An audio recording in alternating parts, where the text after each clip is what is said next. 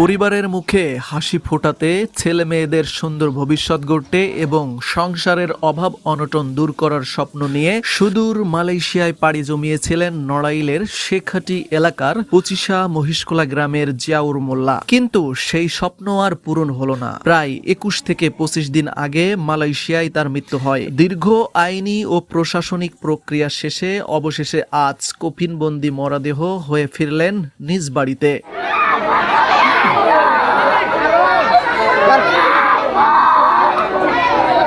নিহত জিয়াউর মোল্লা মরহুম মোহাম্মদ মোল্লার ছেলে। জীবিকার তাগিদে বিদেশের মাটিতে কঠোর পরিশ্রম করতেন তিনি। পরিবারের মুখ স্বাচ্ছন্দ্য নিশ্চিত করা, সন্তানদের লেখাপড়া করানো এবং একটি সুন্দর ভবিষ্যৎ গড়ে তোলাই ছিল তার স্বপ্ন। আজ তার মরদেহ বাড়িতে পৌঁছানোর খবর ছড়িয়ে পড়তেই আত্মীয় স্বজন, প্রতিবেশী ও এলাকাবাসী শেষবারের মতো তাকে দেখতে ভিড় করেন।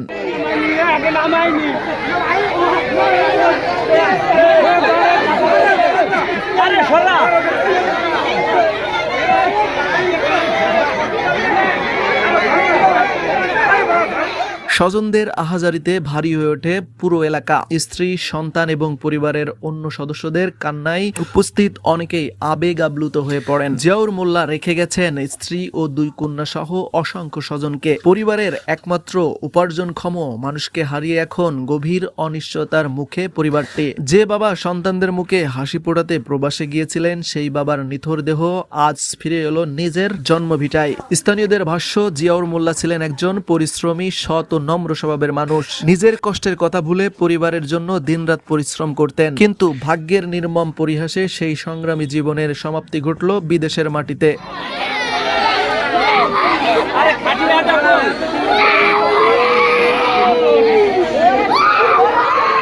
তার মৃত্যুতে পুরো এলাকায় শোকের ছায়া নেমে এসেছে। পরিবার, আত্মীয় স্বজন ও এলাকাবাসী মরহুমের রুহের মাগফিরাত কামনা করেছেন এবং শোক সন্তপ্ত পরিবারের প্রতি গভীর সমবেদনা জানিয়েছেন।